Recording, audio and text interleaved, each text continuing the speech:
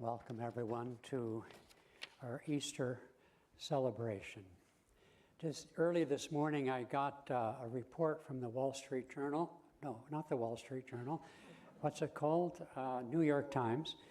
And they published thanks to Morley, and they published a year-long study in the amount of people church-related. You've all heard the statistics. For some 40 million have left churches in the last few decades. Apparently that has slowed down, perhaps has even come to a halt. And owing to the pandemic, and I would add to that the uncertainty of our times, the report went on to describe that people relate to 3 B's, and it was belief, belonging, and behavior. Actually, I'd never heard of those things in that way. And I was thinking, well, okay, but, you know, belief is a much battered word and concept, as in mere belief. And yet, even our language creates a structure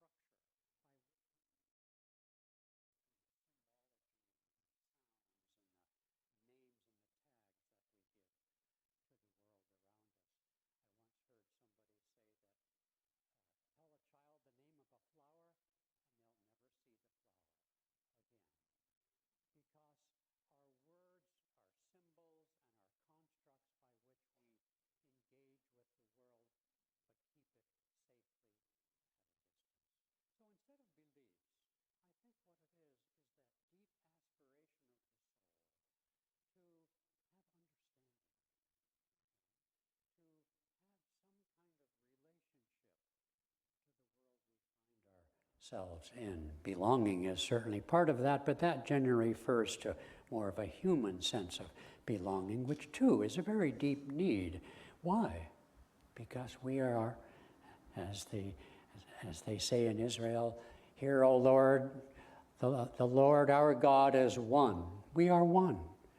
Science tells us that we are completely interdependent on all other life forms, and life forms far beyond our planet as well. And of course, behavior. Well, as we behave, so are the consequences, which in our tradition we call the karma. I was recently doing a webinar for people far away, many people, and I made the mistake of explaining to them that sin and karma are basically the same thing. It's not actually true, but I wanted to poke them a little bit and see if they were listening and so forth. But really, when you come down to it, if we didn't have an intuitive knowing that our behavior has consequences, and that's the one most important thing a parent needs to convey to a child, we might as well do away with ourselves, because we couldn't improve our lives, we couldn't improve our health, we couldn't improve our relationships if we didn't believe there was a cause and effect between our behavior, including our attitudes, and the consequences. That we call the law of karma. Yogananda once said that, I don't know if he said it just once, but he did say that we're all crazy. It's just that we hang out with the same crazy people. It's sort of like the fish in water. Does a fish know it's in water? I highly doubt it. But anyway, I'm not big on fish, so I don't really know. In any case, when you stand back and look at all the belief systems that exist in the world, they're all a little bit crazy, okay? You know, we could talk about Hindus, Buddhists, and of course here we're talking today about Christians mostly, and there's some pretty crazy things. And yet, we yearn for some way to grasp the world around us. I mean, imagine for a moment that all you had in life, you didn't know anything about metaphysics, you didn't know anything about science and quantum physics and astrophysics and molecules and all that. You lived in a very mundane kind of world. Think about the time of Jesus, for example, coincidentally, of course. And then you think, well, is there a life after death? And Some of my friends say no, and some of my friends say yes, and I don't really know. But all I've got is this body, and I've heard from the prophets before me that if you're really good, you get drawn up into heaven in your body. So I get to keep it. And then at the last judgment day, I get to come out of my grave somehow. Imagine that, especially if you've been cremated. That must be challenging. And I get my body back. Well, that's perfectly fine. There's nothing wrong with thinking that. In fact, it's perfectly natural if you consider the circumstances. But what does that mean? If you believe in an afterlife and know nothing else after this body and this life, then whatever it is forever.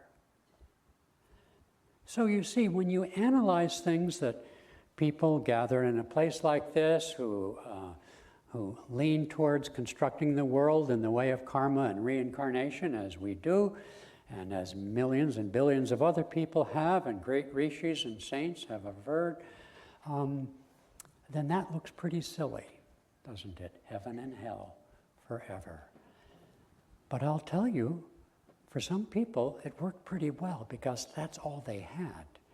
If they'd have been told they get another life, they'd say, oh, great, I'll just wait. You see, there's something for everyone. Jesus, too, he didn't dare talk about reincarnation. It would have taken his whole mission down. Nobody ever thought in those terms. And as I say, that would not have been an incentive. It would have been a disincentive for most people in that time.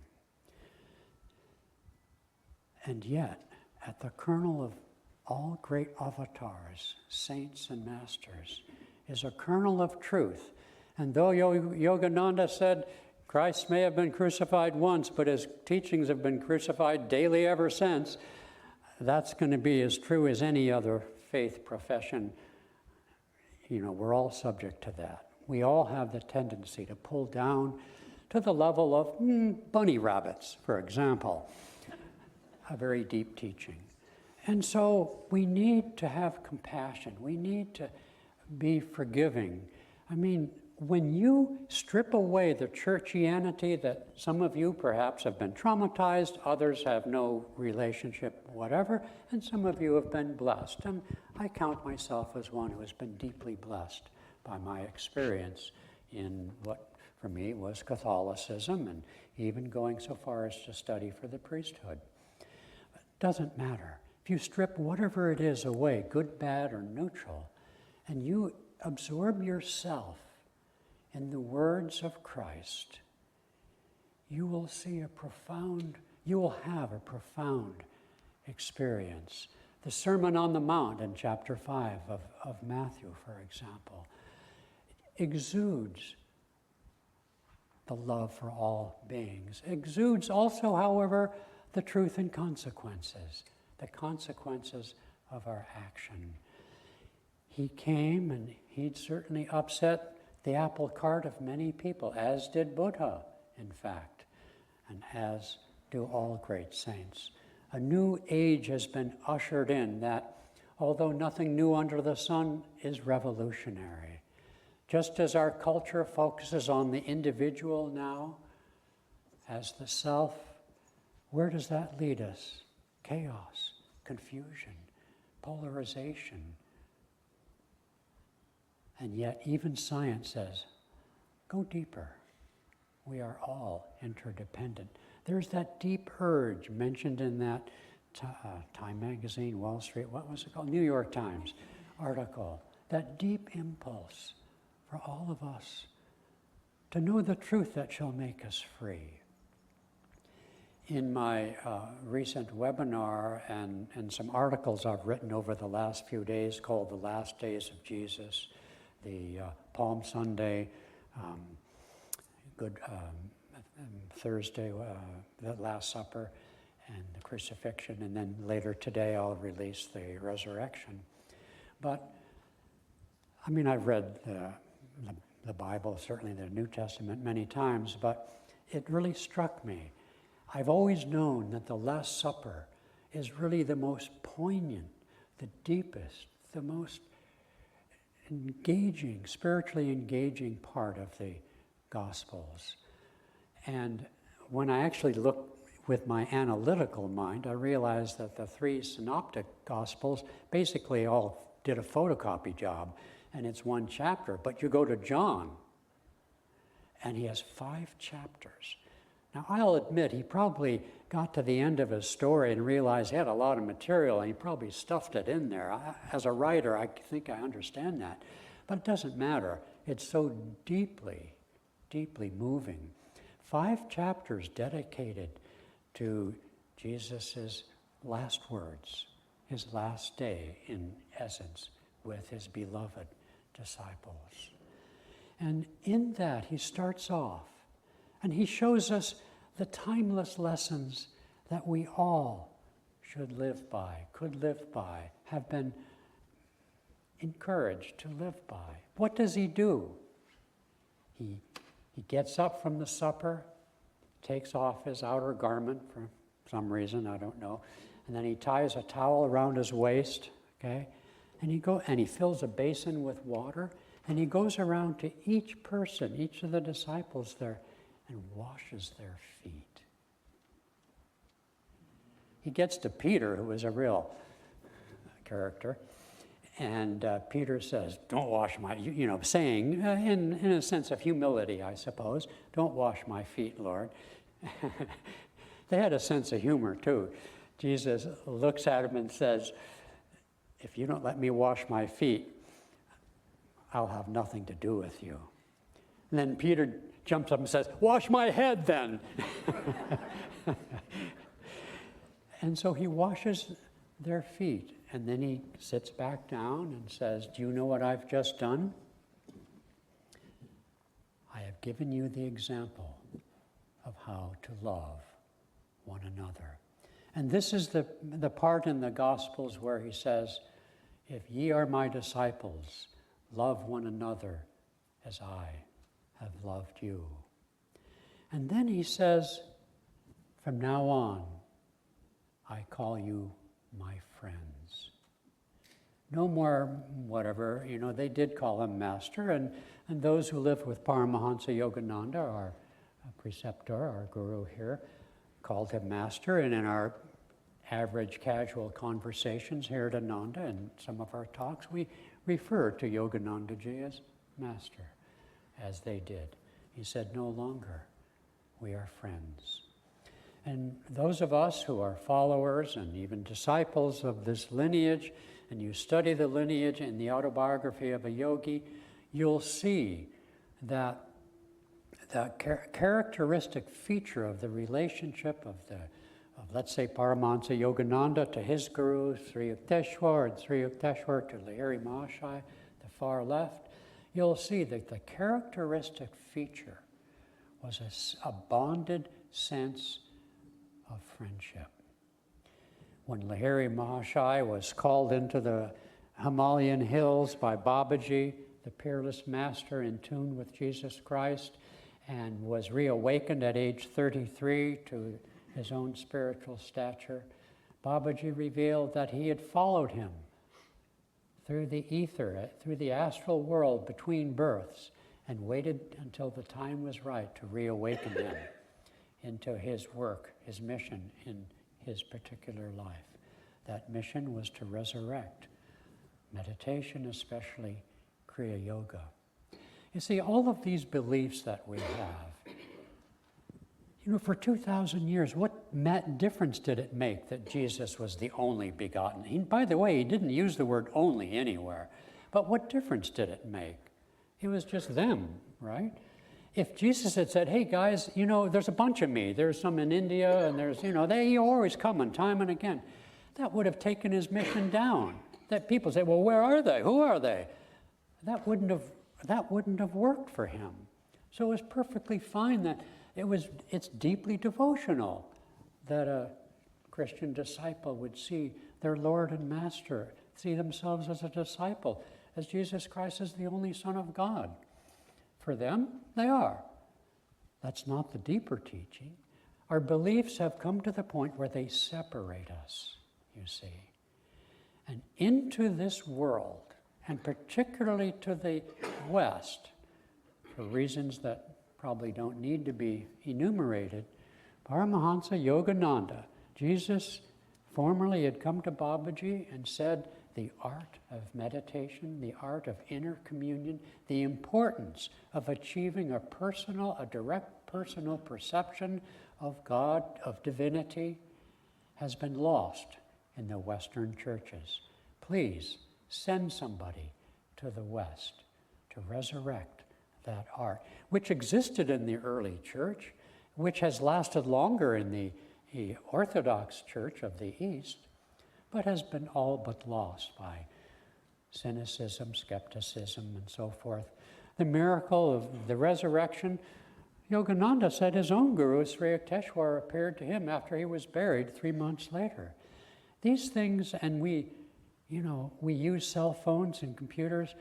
Do we know how these things work? Of course we don't, but we take them for granted. The world of science, if science must be the pathway for our Western minds, through science, the miracle of life is being revealed. How can we deny anything that people, thousands of people, gave their lives to profess? Would you? And so the time has come that these time-honored, deeply held beliefs of East and West, which have served the spiritual upliftment of millions of people. And does it matter that people have polluted these things? What else is new? Okay? That's why they have to come in every age. That's why Buddha had to come with the abuses in the Brahminical ranks of India. It happens time and time again. Just as we in our scientific mind see natural laws as applying across the borders, why wouldn't spiritual laws apply universally? I've told many of you how as a Catholic boy, and I went to school, and they explained that the word Catholic, which comes from the Latin, means universal. I was thrilled because that's been my life mission. I was born for that, to see the universality which is so needed in the world today. Later I discovered their version of universality is maybe not what I was looking for, but that was fine. It brought me to where I went. And so it is that the time for knowing God, Yogananda would declare from his pulpit, has come. Beliefs are fine, rituals are fine, they all have their place. Congregational activities, service to humanity, these are all wonderful things, important things actually, okay? The time for hiding out in our homes and being meditators is gone. What this world needs is for people who stand up for universal values of integrity, respect, honesty, devotion to the Supreme Lord by whatever name or form you particularly choose, who see ourselves as receiving the gift of life, consciousness, and honor that, to stand up. People say Jesus sacrificed on the cross, and indeed he did. The teaching from the East is that just as a strong man can lift something for somebody who cannot lift it, as a rich man can pay off the debts of his wayward son if he's remorseful, so too, a superman, a saint, can take on the karma of individuals who are deserving, who are in tune. How is this measured? Look at John chapter 1. To as many as received him, to them gave he power to become the sons of God. The word sons of God occurs throughout the Bible. That was plural, by the way, plural, okay? They don't come to show off who they are, like some sort of a divine puppet, but who we can become. You know, one of the many heresies that attacked the early church was one from some of the Gnostics who believed that because Jesus was the Son of God, he couldn't possibly have experienced pain. Well, you read the Bible and tell me he didn't experience pain. He fully entered into the human drama, that he could take up the karma of his disciples to as many as would truly received him in spirit and in truth. Spirit means consciousness, truth means an attitude and behavior. They have to come together. And so we sacrifice for our children. We sacrifice for our education. We sacrifice for our health. In the Bhagavad Gita, there's very charming, a little bit quaint to our Western ears, but it's very charming, in which it's described as the water wagons of the clouds disperse their water for the benefit of the earth. And the sun gives its energy, which someday, it'll go out, I'm told. The sun disperses its energy for life on earth. And, the wheel of sacrifice, something I think this generation, frankly, has lost to a large extent. Our benchmark is comfort, security, safety. But in the great wheel of time and wheel of life, sacrifice comes natural to the refined heart, to help others, to improve oneself, truth and consequences. Jesus did not save the sins of the world. That's mere sentiment. There's no less sinning, I'd say, if you look around. But even great disciples who were reborn from that time, like St. Francis, St. Teresa, many other great mystics, that power is not limited to the body and the time and space in which Jesus lived, or Buddha, or as we feel Yogananda and his lineage, many other great saints. But to receive them means to put out the energy to take it into your life, into your thoughts, into your reflections, into the way you behave, into your prayers, as Jesus offered himself on the cross. What's the real cross? It's this. And the inner cross is the inner energy of the spine. We were born, we came down from heaven. No man has come down to heaven but he who is ascended. We all come from that. And so the pathway out is to lift our energy.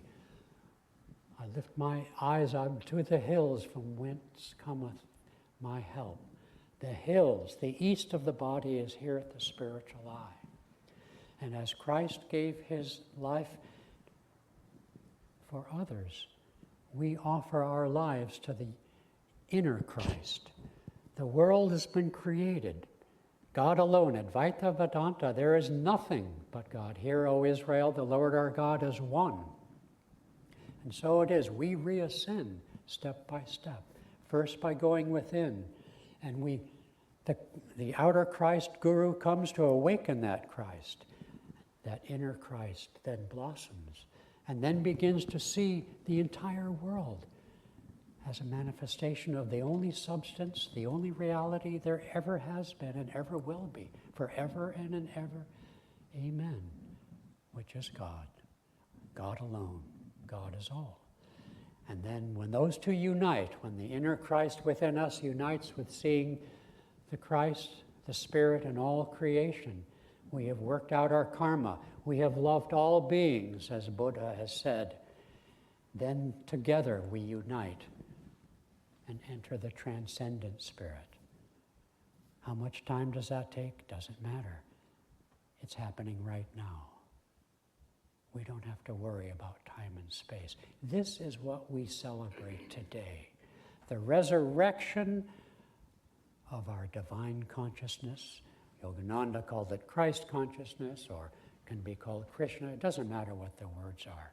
Within us, in the humble stable of our heart, can be born this Christ consciousness.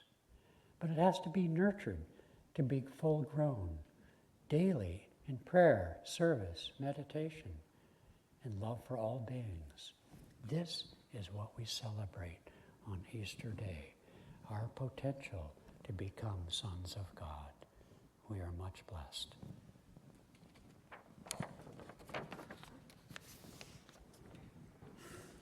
I'd like to read to you Yogananda's words from Whispers from Eternity. Come to me, O Christ, as the divine shepherd of souls. O Christ, thou rarest flower of hearts, thou didst sail the storm-tossed lake of prejudiced minds. Its evil-scented, gloomy thought waves lashed thy lily-tender soul. They crucified thee for their evil, yet didst thou shed on them the aroma of goodness and forgiveness, and help them to be purified by remorse, to make them attractively sweet-scented with thine all-flowing soul flower. O thou great lover of all error-torn brothers, an unseen monument of the mightiest miracle of love was established in every heart when the magic of thy voice uttered, "Forgive them, for they know not what they do." We have now grown to see thy truth. Love thine enemies as thyself, for they are thy brothers, though sick and sleeping. Thy test on the cross proved the victory of divine wisdom over ignorance, of thine soul, divine soul over flesh, of thy happiness over pain, and of thy love over hatred. So are we heartened to bear our own cross bravely and with faith. Teach us, when we are crucified by harshness, to pour out only sweetness, to bear with calmness the assaults of worry, and to give understanding unceasingly to those who unjustly hate us.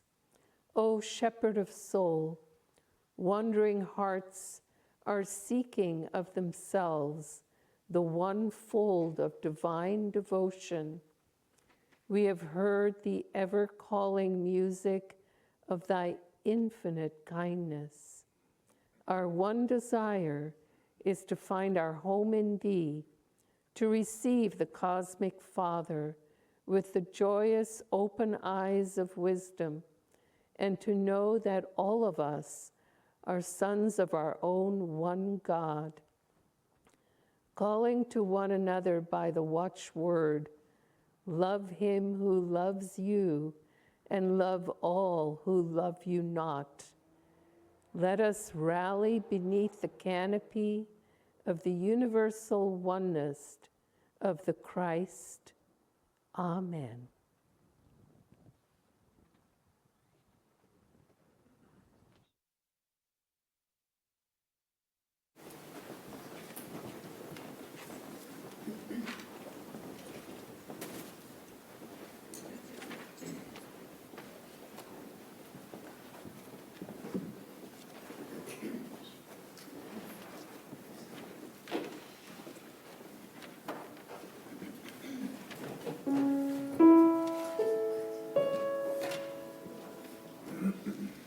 He who clothes the field with lilies, he who feeds the birds of the air,